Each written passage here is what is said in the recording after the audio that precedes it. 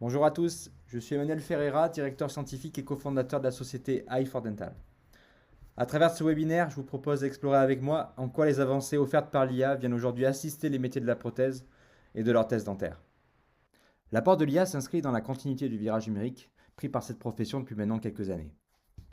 Les prothésistes sont ainsi passés d'un protocole traditionnel entièrement manuel, dans lequel la réalisation des modèles dentaires était faite à partir de l'alginate et du plâtre, à un processus qui donne la part belle au traitement numérique, grâce à la démocratisation des scanners intraoraux. Pour exploiter ces scans, le prothésiste utilise des logiciels de CAO, conception assistée par ordinateur, pour d'une part nettoyer le scan entrant, afin de ne garder que la partie utile pour les besoins prothétiques, et surtout concevoir des modèles numériques imprimables en 3D. Une fois imprimés, ces modèles lui permettront de finaliser le processus de réalisation des prothèses demandées. Bien entendu, la CAO ne se limite pas à la simple préparation des modèles. Elles permettent également de réaliser tout ou partie d'orthèse ou prothèse dentaire. Il est à noter que cette part du numérique ne cesse d'augmenter au fil des années. En effet, le recours à ces techniques permet in fine une meilleure prise en compte des contraintes cliniques et anatomiques des patients. On va par exemple pouvoir concevoir des orthèses, comme les bagues anatomiques, qui sont plus adaptées à la bouche des patients, ou encore développer de nouveaux procédés pour bientôt être en mesure de proposer des solutions alternatives à des approches classiques comme le thermoformage des gouttières, en envisageant par exemple leur impression directe avec de la résine spéciale, et ainsi pouvoir proposer des dispositifs innovants. Le revers de la médaille est que ce besoin en CAO augmente avec le temps, et cela représente au fil du temps un véritable poids pour le prothésiste. Car ce sont malgré tout des tâches répétitives, chronophages, et qui nécessitent bien souvent d'être formées, et qui sont en plus peu valorisées. On peut alors se demander ce que les récents progrès en IA peuvent apporter au processus pour alléger cette charge. La question est donc comment gagner en productivité sur le processus grâce à l'IA. Tout d'abord, l'IA peut automatiser les étapes de CAO en créant automatiquement des modèles numériques, voire des prothèses.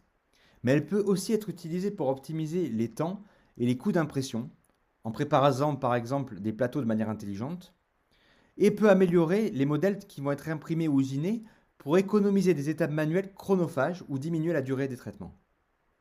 L'IA représente également une énorme opportunité quant à la gestion automatique du flux numérique. Et ce sujet fera sans doute l'objet d'une vidéo à part entière. Ce que je vous propose aujourd'hui, c'est de zoomer plus particulièrement sur l'automatisation de la CAO. Tout d'abord, un scan est une surface et pas un volume. Donc il n'est pas directement imprimable. On sait que les scans bruts comportent de nombreux artefacts et sont souvent incomplets. On passe donc par une étape obligatoire de CAO, où on va faire des modèles de travail soclés et potentiellement créer des éléments d'orthèse ou de prothèse.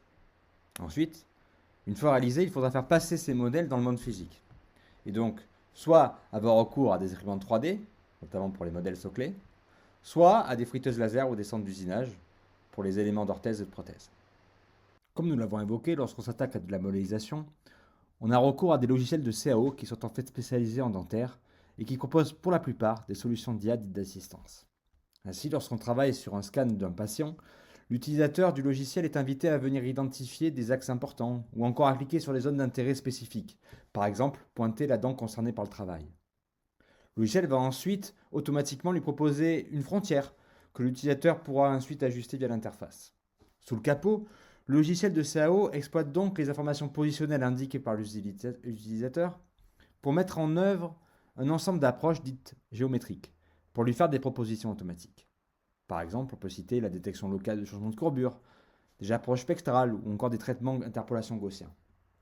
Ceci représente effectivement pour l'utilisateur une aide intéressante et robuste, permettant de gagner un temps précieux par rapport à des logiciels de CAO généralistes.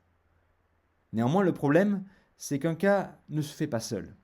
Cela nécessite des clics de la part de l'utilisateur.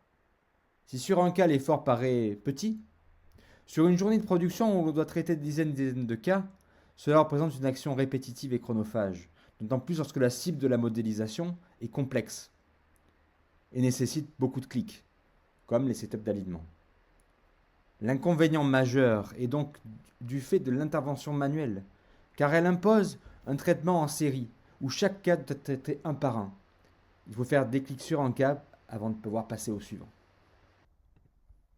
Et alors la seconde approche, que l'on appelle l'approche totalement automatique. Cela revient à dire que la sélection manuelle qui était faite par l'utilisateur auparavant va maintenant être rendue inutile grâce à l'IA. Pour cela, l'IA va venir automatiquement comprendre la nature de certaines parties du scan, par exemple identifier où se trouvent toutes les dents, sans avoir recours à l'utilisateur pour les lui désigner. On appelle cela enrichir la sémantique du scan. Grâce à cela, on va pouvoir extraire des zones d'intérêt et manipuler le scan avec des approches géométriques assez similaires à celles mises en œuvre dans les approches de CAO classiques, et ainsi réaliser nos modèles et les orthèses ou prothèses dentaires. En fait, il faut savoir que l'IA ne date pas de 2022 et de l'apparition de ChatGPT. C'est une histoire en fait bien plus ancienne. On pourrait dire qu'elle remonte dans sa version formalisée aux alentours de 1950, avec notamment la définition du test de Turing. À l'époque, on développe des approches dites symboliques. Et ce qui va nous intéresser plus particulièrement aujourd'hui, c'est l'évolution de ça. Et c'est ce qu'on appelle l'apprentissage machine, qui se développe surtout autour des années 1990. En fait, c'est le fait d'apprendre à partir des données. On va détailler plus loin ce que cela veut dire. On entend aujourd'hui beaucoup parler des apprentissages neuronaux profonds, en fait, qui sont une sous-partie du machine learning.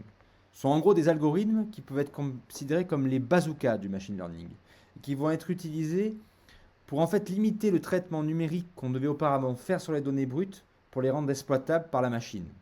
Et donc finalement avoir des algorithmes qui s'adaptent plus facilement aux données et qui en exploitent toute leur richesse. Le deep learning en fait va se nourrir de la quantité de données. Dans cette sous-catégorie du deep learning, on retrouve ce qu'on appelle les gigamodèles de fondation, ou encore l'IA générative, et tout particulièrement ChatGPT, qui a permis de rendre cet outil, en fait, finalement, l'IA accessible au grand public et qui a amené une prise de conscience générale des possibilités de la technologie. Même si dans l'industrie, en fait, il existe des techniques d'IA qui sont mises en œuvre depuis bien plus longtemps. Alors, qu'est-ce que l'on entend par machine learning? En programmation classique, vous avez un problème à résoudre et vous vous servez d'un langage de programmation pour implémenter une solution avec des règles intellectuelles à travers ce qu'on appelle un langage de programmation. Vous implémentez donc ces règles de solution et vous espérez que quand vous avez des entrées, elles retournent des résultats attendus. Ça, c'est la manière de programmer, on va dire, classique. En machine learning, on va exploiter ce qu'on appelle un algorithme. On va mettre en place un algorithme. Par exemple, un réseau de neurones, si on veut faire l'analogie avec le cerveau humain, qui sera capable, par la suite, d'ingérer, on va dire, des données d'entrée et de sortie, comme exemple, pour concevoir, en fait, une solution. Alors, quand on dit concevoir une solution, ça peut être, par exemple, configurer correctement son réseau de neurones pour faire le moins d'erreurs possible. Donc, on va, quelque part, apprendre une solution. Cette solution, son objectif, c'est d'être capable de traiter de nouvelles entrées et donc de fournir des nouveaux résultats. Dans le cas du dentaire, ces logiciels traitent des modèles 3D. Il faut donc comprendre qu'un modèle 3D est une information codée sous forme d'une représentation mathématique qui peut être manipulée informatiquement. Ce que vous voyez, c'est ce qu'on appelle un maillage, c'est-à-dire un ensemble de polygones qui sont en fait des triangles. Ce sont un ensemble de points reliés par des arêtes qui forment des triangles reliés entre eux pour constituer une surface. Un maillage, c'est donc une surface. Et tous les scans buccaux sont représentés de cette manière. Maintenant, qu'est-ce qu'un modèle imprimable? Finalement, créer un modèle imprimable, c'est partir d'un maillage, d'une surface scannée, et d'arriver à un volume qui peut être imprimé en 3D. Pour cela, la première étape qu'on va mettre en place, c'est une approche de découpe. Par exemple, dire je veux faire une gouttière, donc je vais prendre uniquement la partie du scan qui m'est utile. Et donc je vais entraîner des algorithmes à détecter ce qui est ici représenté en vert, ce qui doit être conservé dans le scan pour réaliser cette gouttière. À partir de cette zone que l'on découpe, on va générer un support pour avoir un modèle complet. On voit ici plus concrètement ce que fait l'IA. Comment peut-on apprendre une découpe? Eh bien, on va apprendre sur tout un historique de découpe réalisé auparavant avec un logiciel de CAO par des experts métiers. Et on va du coup alimenter un algorithme, un modèle d'IA, qui va ingérer du coup les scans d'entrée, ce qu'on aurait dû sélectionner, et qui va du coup concevoir une solution pour, sur de nouveaux cas, être capable de déterminer ce qu'il faut garder. Donc ça, bien sûr, ça c'est fait sur des gouttières, mais on peut tout à fait le voir aussi de la même manière, on peut le faire sur des contentions fixes ou tout type de modèle. Maintenant, pour aller plus loin que la génération des modèles, donc pour aller vers par exemple des éléments de prothèse ou d'orthèse, on doit comprendre encore plus finement la sémantique de la bouche, ce qu'on appelle la segmentation. C'est un peu la même logique que la découpe, à part qu'on ne va pas détecter juste garder, pas garder, mais on va détecter plusieurs types de zones et que cette compréhension va nous permettre de faire plus de choses. Ce n'est pas juste je garde ou je ne garde pas, mais c'est plutôt cette zone est une dent et une dent de tel type. Donc je vais pouvoir plus tard aller zoomer sur ces dents en particulier pour par exemple faire des détourages et créer des modèles de bagues. Je peux aussi, comme j'ai repéré ces zones, utiliser la géométrie pour générer par exemple des éléments d'orthèse ou des couronnes. Comment apprend-on cette segmentation? Un peu de la même manière que la découpe. On va devoir donner en entrée des scans pour lesquels on a identifié les dents, on a identifié les appareils. Et c'est ces données qui vont être agrégées pour créer une solution qui va être applicable sur de nouveaux cas. C'est ça qu'on va appeler un modèle d'IA. On peut imaginer d'autres applications avec ces technologies. On peut faire par exemple des modèles de gouttières de blanchiment en mettant des cupules sur les dents que l'on a segmentées. On peut imaginer, comme on a la dent, faire des contre-dépouilles ou combler des espaces interdentaires, ce qu'on fait physiquement aujourd'hui avec des produits, ou en CAE, mais qui est très fastidieux. On peut aussi poser automatiquement des articulateurs, faire des chemins de découpe laser pour gouttières. On peut même générer directement des gouttières imprimées en 3D. On voit qu'en fait, juste avec cette technologie de segmentation, on peut débloquer beaucoup d'applications en orthodontie. En dentaire, on peut également faire de la mise en die sur des dents travaillées. On peut générer des couronnes à partir d'une bibliothèque de dents en s'adaptant à l'anatomie locale. On peut même aller jusqu'à repérer des scans body automatiquement et arriver à faire des modèles d'implémentaires déjà creusés sans étape de CAO. Et ça, c'est de la nouveauté. Quels sont les avantages de cette technologie? Déjà, pour un laboratoire, c'est une solution très rapide pour réaliser des modèles, mais surtout qui présente le gros avantage d'être parallélisable. Qu'on fasse 1, 2, 3, 50, 100, 1000 modèles, ça prend le même temps, du moment que les traitements sont parallélisés. En effet, c'est un ensemble de traitements qui sont lancés d'un coup sur des machines de calcul et ça libère en fait énormément de temps. Les contraintes pour les développeurs, c'est que ces techniques sont difficiles à mettre en œuvre. Ce sont des chaînes complexes, notamment sur les parties géométriques, puisque l'identification des zones de la bouche avec la segmentation peut échouer ou commettre des erreurs. Comment gère-t-on ces cas? Quand on commercialise ces solutions, il faut garantir un niveau de performance suffisant et savoir traiter les cas où il y a des erreurs. Il faut également être capable de traiter des cas particuliers, comme les dents manquantes ou les asymétries.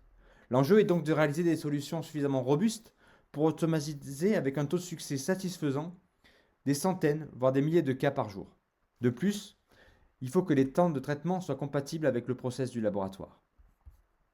Nous avons vu jusqu'alors l'approche statistée, qui est proposée dans les logiciels de CAO, l'approche dite toute automatique, qui est hybride. On a une IA qui permet de segmenter des zones sur lesquelles on peut après appliquer des approches géométriques. Maintenant, on va explorer une troisième voie, qui est en fait la voie du futur. C'est celle de l'approche générative pure. L'approche générative pure, c'est qu'il n'y a plus d'étape intermédiaire. On sort directement la prothèse ou l'orthèse à partir du scan brut. C'est un objectif que l'on peut penser un peu lointain, mais on va en discuter et voir qu'il ne l'est pas finalement tant que ça. Un modèle direct, sans étape intermédiaire, est théoriquement censé être plus universel, parce qu'il est alimenté avec un ensemble de cas qui reflètent l'étendue de la connaissance des experts. On peut construire une IA capable de gérer des anatomies spéciales, car on en a vu des exemples similaires lors de l'apprentissage. On a donc l'avantage de ne pas avoir à développer des solutions géométriques pour des cas complexes ou rares. Il suffit finalement de soumettre ces cas au modèle lors de l'apprentissage pour qu'il puisse en fait apprendre à généraliser, à automatiser comment les traiter. Ce sont les technologies de pointe aujourd'hui en IA qui peuvent du coup être mises en œuvre. Donc je vais me permettre d'en faire un petit overview. Alors qu'est-ce que l'IA générative? Vous en avez dû certainement en entendre parler un peu partout. Et je l'ai évoqué précédemment en disant que c'était une sous-partie des modèles de deep learning. Mais qu'est-ce que ça veut dire exactement? En fait, c'est un modèle capable non pas de faire des résultats à partir d'une entrée, mais capable de générer des données similaires avec lesquelles il s'est appris.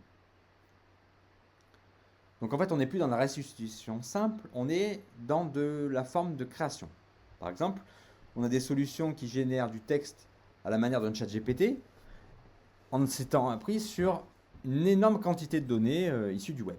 On peut aussi générer de l'audio, des vidéos, des images, vous avez dû certainement le voir, du code, mais aussi on peut générer des modèles 3D. Comment peut-on faire ça? Sur quelles données on va s'appuyer? Alors on va s'appuyer sur deux choses, déjà de l'aléatoire, au sens informatique du terme, on va essayer de générer un peu du hasard pour générer une variété, et on va combiner ça à des instructions, qu'on appelle des prompts ou des données similaires. Dans nos cas, ça peut être par exemple des scans d'entrée, mais ça pourrait être tout aussi des instructions du praticien. Bon. L'idée, c'est que on va apprendre en prenant une source et faire ce qu'on appelle de l'autosupervision. On va venir dégrader la source, par exemple, masquer une partie des données, et on va essayer de venir combler cette zone avec finalement de l'aléatoire. Et on va voir que ça peut être des choses plus subtiles. On va avoir un peu d'aléatoire pour ne pas gérer toujours les mêmes choses. Par exemple, si je veux faire un modèle de chaise 3D, comment je vais m'y prendre? Eh bien, je vais prendre un ensemble de chaises qui existent, je vais faire du deep learning et je vais pouvoir générer une chaise comme celle-là. Et comment je la prends? Sans rentrer trop dans les détails techniques, on va finalement masquer des parties de ces entrées et on va demander au modèle de les reconstruire, puis on va corriger le résultat en le comparant à la zone d'origine. On va ensuite répéter ce processus sur des zones masquées de plus en plus étendues, jusqu'au moment où on a masqué la totalité de l'entrée et on est capable de générer complètement la chaise. C'est très simplifié, mais cela vous donne un aperçu de la méthode. C'est-à-dire que l'on part de données brutes, on les cache, on la masque et on essaie de la recréer. En ingurgitant des tonnes de données, on est au final capable de générer des choses nouvelles. L'IA générative 3D est un domaine de recherche très actif. On entend parler un peu tous les jours. Il y a des solutions disponibles sur le cloud qui peuvent s'intégrer dans des suites logicielles et en fait, ça la couvre un vaste champ applicatif. En effet, un des grands avantages de l'IA, c'est sa capacité en fait, à être appliquée à plusieurs domaines. Donc c'est une science assez transverse. Une technologie IA ou un algorithme d'apprentissage appliqué dans un domaine peut tout à fait être transposé dans un autre. Ça, c'est la force de l'IA. Par exemple, les algorithmes 3D appliqués aux jeux vidéo pourraient être exploités dans le monde dentaire. Et donc toutes les études que l'on voit apparaître dans ce domaine sont potentiellement transposables. Pareil pour le cinéma, pareil pour l'architecture et le design. D'ailleurs, notre équipe chez i4 Dental a commencé en IA dans l'architecture et le design, et nous avons ensuite appliqué nos algorithmes dans un contexte dentaire. Comme vous le voyez, la séparation finalement entre les champs applicatifs est assez poreuse. Bien sûr, pour la santé, avec l'avatar médical et la génération d'orthèses et la prothèse, est tout à fait applicable et suivi de près. On peut imaginer plusieurs sortes de systèmes utilisant l'IA générative 3D. Par exemple, notre produit EasyModel peut générer des bagues anatomiques à partir de scans bruts. Je vous ai précisé qu'un modèle 3D dentaire, un mesh, est un ensemble de points, d'arêtes et de triangles. Eh bien, la génération d'un mesh se fait généralement en deux étapes. D'abord, on génère des points, puis on applique d'autres algorithmes qui sont capables après de générer les autres éléments pour avoir un mesh correct et imprimable. On peut également avoir des choses très pratiques comme la reconstruction des parties manquantes d'un scan. Si vous avez un scan très altéré, à qui il manque une partie, on peut avoir des stratégies qui viennent combler les trous. De même, si on supprime les brackets, on peut venir reconstruire la dent en se rapprochant au maximum de l'anatomie. Ce sont des choses qui existent déjà et sur lesquelles en fait nous travaillons. Dans le dentaire, on peut, à partir d'un contexte de dents travaillées, générer automatiquement une couronne. De plus en plus de solutions apparaissent sur ces thématiques. Donc là aussi, on passe d'abord par l'étape de points, puis la génération des autres éléments du mesh. Au-delà des sérialisations, on a des sujets de recherche plus prospectifs. On pourrait par exemple enregistrer des cas de avant et après appareillage. Avec ces milliers de cas cliniques, on pourrait peut-être mieux prévoir, mieux simuler les effets d'un appareillage. C'est-à-dire capturer finalement leur variabilité sur différentes bouches, et cela pourrait être une aide à la décision. Comme c'est alimenté avec des milliers de cas cliniques, on pourrait prévoir l'évolution en fonction de l'anatomie et donc réduire les risques. On pourrait par exemple bénéficier d'un retour d'expérience qui détecte qu'un appareillage est mal adapté, voire dangereux pour un type de bouche. L'idée vraiment fondamentale qu'il faut percevoir, c'est l'idée de capitaliser sur les allers-retours entre le praticien et le laboratoire. Ce n'est pas se substituer l'un à l'autre ou à l'autre, c'est de se baser sur tous les échanges qu'ils ont pu avoir par le passé pour essayer d'avoir des premières propositions plus adaptées. La ligne rouge est de fournir une aide de décision aux experts sans jamais s'y substituer. Étant donné que l'approche générative invente une solution, ça doit être considéré comme une aide, mais sous les critiques de l'expert. De plus, l'avantage majeur de l'approche générative est d'être finalement multimodale. C'est-à-dire qu'en plus du scan 3D, on peut tenir compte des instructions du praticien pour mieux prévoir les résultats du traitement. Ce caractère multimodal permet, lorsqu'il est impossible de se passer des éléments invisibles du scan, comme les racines ou les dents de l'os, l'intégrer d'autres sources d'informations, comme par exemple les CBT scans. L'IA générative 3D sert cependant à plusieurs challenges. Le premier, c'est qu'aujourd'hui, techniquement, on ne peut pas manipuler des objets trop volumineux, trop étendus, trop détaillés. En fait, on peut générer des bagues ou des couronnes, mais si on veut traiter des zones plus vastes, par exemple des dentitions complexes, on va préférer des approches combinées, géométriques, traditionnelles, qui vont s'appuyer sur les localisations automatiques des zones en IA. Dans les petites tailles, les algorithmes donnent des résultats très satisfaisants, mais il faut qu'ils respectent des critères de qualité structurelle et de fiabilité qui sont encore difficiles à contrôler pour ces algorithmes. Il y a donc généralement des passes de post-process qui sont nécessaires à la génération pour rendre finalement les mèches exploitables par des praticiens ou des laboratoires. Un des problèmes majeurs avec le génératif est qu'il produit parfois des hallucinations. Il faut donc former les utilisateurs à toujours garder un œil critique sur les résultats. Ces approches génératives nécessitent aussi de grands volumes de données, ce qui revient qui peut venir vite compliqué et onéreux, notamment dans un cadre de données de santé sur lesquelles une expertise métier est indispensable. Enfin, il faut aussi garder un contrôle fin sur les sorties de ces modèles génératifs. Le problème étant qu'il est difficile d'intégrer ce pilotage, à part en réfléchissant by design dès le début, à des solutions d'IA qui sont capables d'être tordues par les consignes ou des éléments qui viennent soit du praticien, soit de l'expert du laboratoire. De plus, lorsqu'il y a des erreurs, il est difficile de remonter à la source et de comprendre les raisons qui ont amené à cette génération. Ce qui est un problème commun à tous les algorithmes de deep learning. Il y en a en ce moment beaucoup d'études qui essaient justement de trouver une sorte d'explicabilité à tout ça. Aujourd'hui, l'IA générative doit être vue comme une technologie complémentaire aux approches automatiques, mais c'est une opportunité sur laquelle il faut rester en veille, parce qu'elle pourrait produire demain des résultats très qualitatifs. Concrètement, quels sont finalement les avantages et inconvénients de cette approche? Le principal aspect positif est son aspect théoriquement universel, qui va finalement s'adapter au cas par cas et que l'on peut alimenter avec tout type de données qui ont été générées soit par de la CAO, soit de la géométrique. Voilà, un ensemble de techniques qui peut permettre d'imaginer que les modèles avec des sources variées qui nous permettraient finalement d'avoir une solution plus universelle que les solutions prises individuellement. La contrepartie, c'est que ce sont des modèles plus complexes à entraîner et moins auditables. Donc il faut avoir en tête que ce sont des systèmes lourds à mettre en place. Alors quelles sont les conclusions et perspectives de ce webinaire? Alors, l'IA est un outil qui est actionnable dès maintenant pour rendre compétitif son laboratoire. Pourquoi? Parce que grâce à ces techniques automatiques, le fait de pouvoir travailler en parallèle et non plus en série permet de libérer du temps pour le réaffecter ailleurs, pour affecter son personnel sur des tâches plus valorisables. Parce que les tâches de CAO sont en fait un poids, sauf dans de très rares cas spécifiques où c'est encore nécessaire. Et cela permet notamment d'augmenter son activité. Les solutions basées sur les approches automatiques comme les nôtres sont d'ores et déjà disponibles sur le marché et réellement opérationnelles. Ces solutions progressent régulièrement et réalisent de plus en plus de types de modèles et de prothèses avec des fonctionnalités basées sur l'IA générative commencent à émerger. Que ce soit avec nous ou avec d'autres, l'IA est en train de devenir un outil indispensable pour la CAO du laboratoire.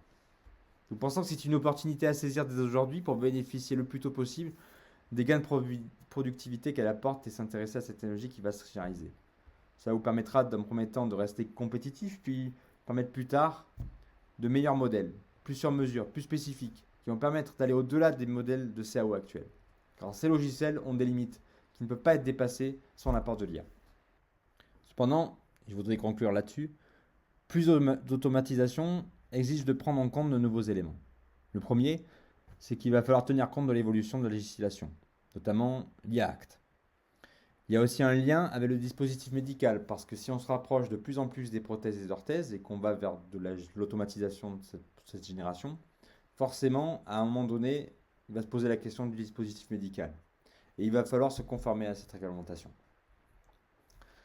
Il va également falloir introduire de nouveaux outils pour le contrôle, ou du moins assister les contrôles qui seront faits par des experts.